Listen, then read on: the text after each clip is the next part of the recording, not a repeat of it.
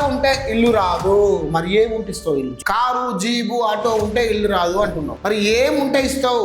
సరే, కారు ఉంటే ఇల్లు రాదు, మరి కారు లేని వాళ్ళకు ఎంతమందికి ఇందిరమ్మ ఇల్లు ఇచ్చినావు? అది కూడా లెక్కలు చెప్పు మరి అసెంబ్లీలో. సరే, ఇందిరమ్మ ఇల్లు నీకు ఏ చేత కాకపోతే ఓ ఆటోనో, ఓ జీబో, ఓ కారో నువ్వే ఓ పథకం పెట్టుకొని ఏది చేత కాదు. ఇది ఉంటే అది రాదట, అది ఉంటే ఇది రాదట. కారు ఉంటే ఇల్లు రాదట, ఇల్లు ఉంటే కారు రాదట.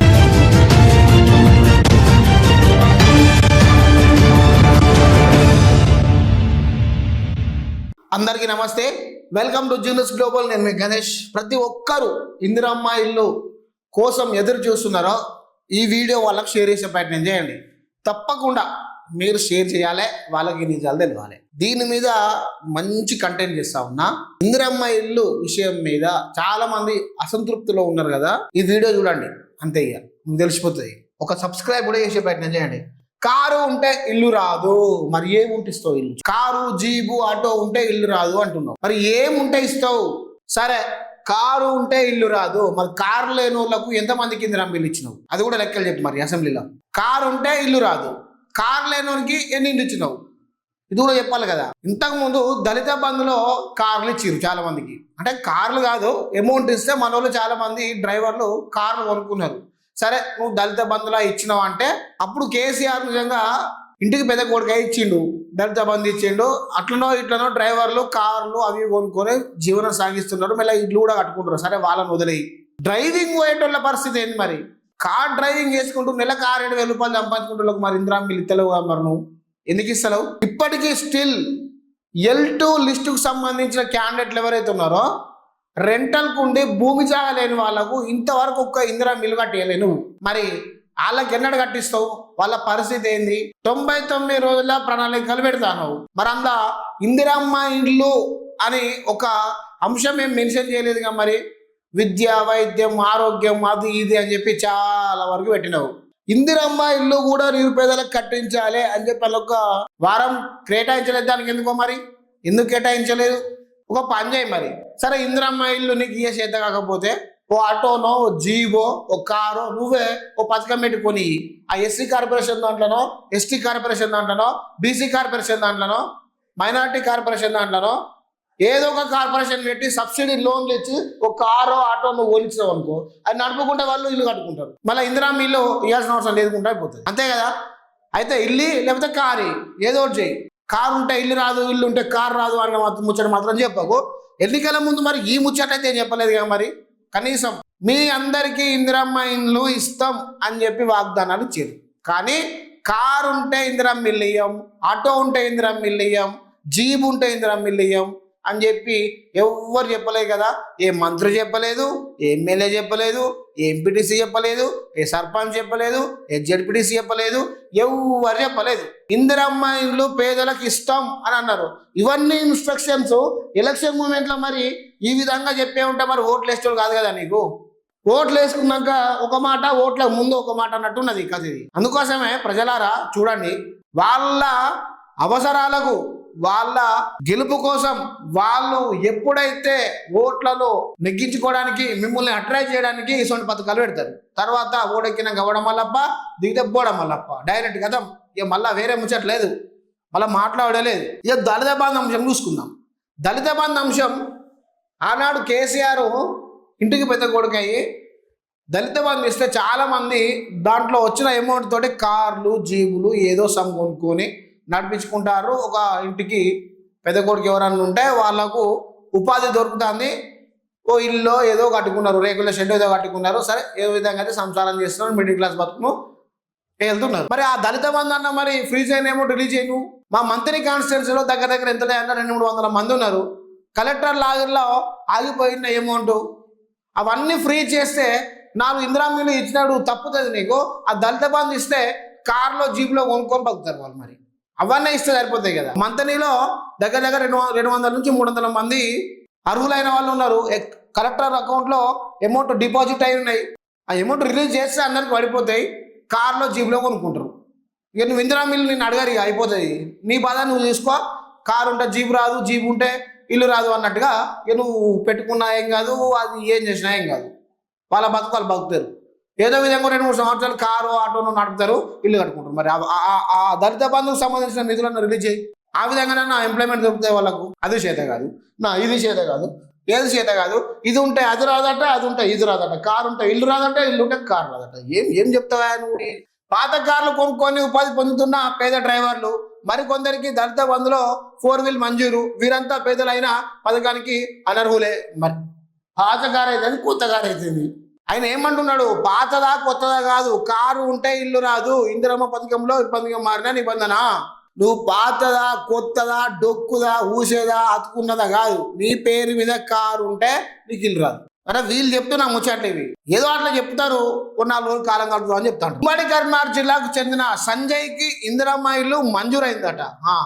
అతనిది నిరుపేద కుటుంబం, ఉండేందుకు ఇల్లు సైతం సరిగ్గా లేదు.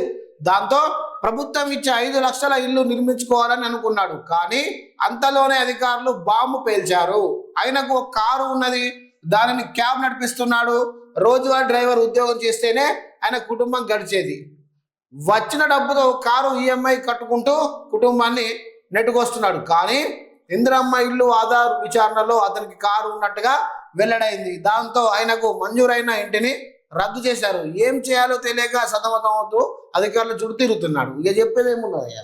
కార్ డ్రైవర్గా పనిచేసినాడు, ఈఎంఐలో కారు తీసుకొని కారు నడిపించుకుంటూ కుటుంబాన్ని చదువుకుంటా అంటే ఇందిరమ్మ ఇల్లు వచ్చిందట. ఇందిరమ్మ ఇల్లు వస్తే నీకు కారు ఉన్నది, నువ్వు కార్ డ్రైవర్ ఉన్నావు కదా, నువ్వు ఆల్రెడీ రోజువారీ కూలీగా నడిపిస్తున్నావు కదా, నీకు కారు నడుస్తుంది కదా, మంచిగానే సంపాదిస్తున్నావు కదా అని చెప్పి ఏం చేశారట, ఇందిరమ్మ ఇల్లు వచ్చిన ఇల్లు కట్ చేశారు. ఇగో సంజయ్ అనే వ్యక్తికి కరీంనగర్లో కథ. ఈయన కరీంనగర్ జిల్లాకు చెందిన ఇంకో మధుసూదన్కు గత ప్రభుత్వం అమలు చేసిన దళిత బంధు స్కీమ్లో భాగంగా 10 లక్షలు వచ్చాయి. ఆ డబ్బుతో కారును కొనుగోలు చేశాడు. దాంతో అప్పటి నుంచి కారు నడుపుకుంటూ జీవనం సాగిస్తున్నాడు. అయితే కాంగ్రెస్ ప్రభుత్వం వచ్చాక అమలు చేస్తున్న ఇందిరమ్మ ఇల్లు కోసం దరఖాస్తు చేసుకున్నాడు. ఇల్లు మంజూరైన కారు ఉందన్న కారణంతోనే ఆయన దరఖాస్తు హోల్డ్లో పెట్టారు. దాంతో దిక్కుదోచని స్థితిలో పడిపోయాడు. ఇల్లు మంజూరు చేయాలని మధుసూదన్ ప్రజా ప్రతినిధులు అధికారులు కోరుతా ఉన్నారు. అయితే నేను చెప్తా, సరే ఈ కార్లు జీబులు ఆటోలు ఉన్న వాళ్ళకు సరే నువ్వు ఇత్తలు వదిలేపోయి వాళ్ళు ఏదో విధంగా కట్టుకుంటారు అనుకో. అత్యంత నిరుపేదలు, కార్ లేనోడు, జీబు లేనోడు, కనీసం ఎట్ల పని లేనోడు కూడా ఉన్నాడు. అత్యంత నిరుపేదలు. నువ్వు ఇచ్చే ఇందిరమ్మలు ఇల్లు అత్యంత నిరుపేద కుటుంబాలకే చెందుతున్నాయా? అన్ని నిరుపేద కుటుంబాలు మొత్తం భూమి జాగాలకే ఇస్తున్నావా? ఎవరికి దోతే వారికి ఇస్తున్నావు. అసలైన అడుగుడికి ఇందిరమ్మ ఇల్లు వస్తలేదు. నేను చెప్తున్నా కదా పక్క, నేను దీని మీద రీసెర్చ్ చేస్తా ఉన్నా. కాటారం సబ్ డివిజన్లో నేను పెడతా వీడియో, ఎట్లుంటుంది చూడురి.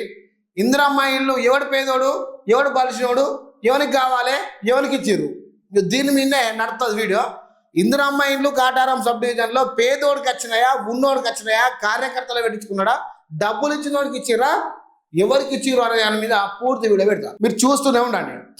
అరే నిరుపేదలకి ఏంటయ్యా అంటే ఎవడో కొనికిసే గొట్టంగాడు వాడు వీడు అని చెప్పి అనవసరంగా పేదలను ఇబ్బంది పెడతారు.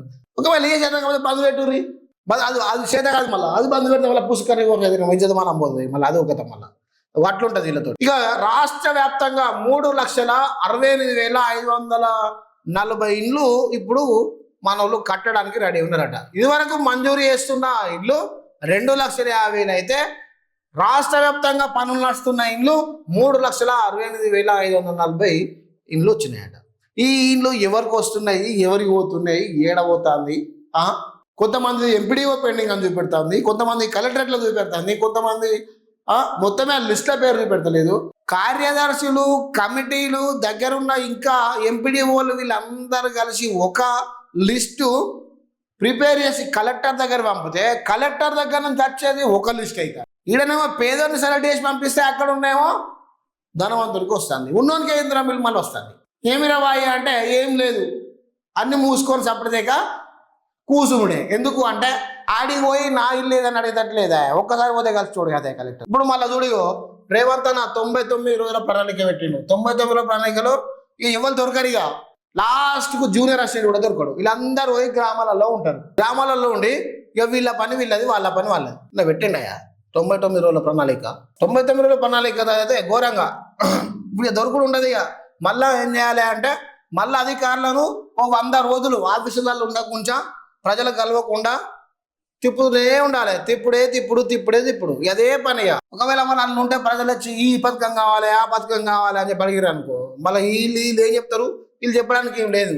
అందుకోసమే ఇక 99 రోజులు 59 రోజులు అన్నోటి పెట్టి ఇవన్నీ ప్రోగ్రాంలు పెట్టి గ్రామాలలో పంపించి ఉన్నోని లేనోని అనవసరంగా ఇబ్బంది పెట్టి పని చేసేవాడిని పని చేయనీయకుండా, ఉన్నోని ఉండనీయకుండా, ప్రజలు ఉండనీయకుండా ఇది ఇప్పుడు ఇక మన పని ఏది ఇప్పుడు ఇక.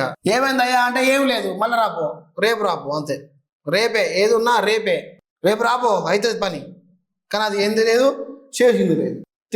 తిరిగి పచ్చులయ్యి వీళ్ళు ఉంటారు, వాళ్ళు మంచి ఏసీ రూమ్లో కూర్చొని వాళ్ళు దర్శగా ఎంజాయ్ చేస్తారు. ఈయన ఏమన్నా అంటే 99 ప్రణాళిక అంటాడు.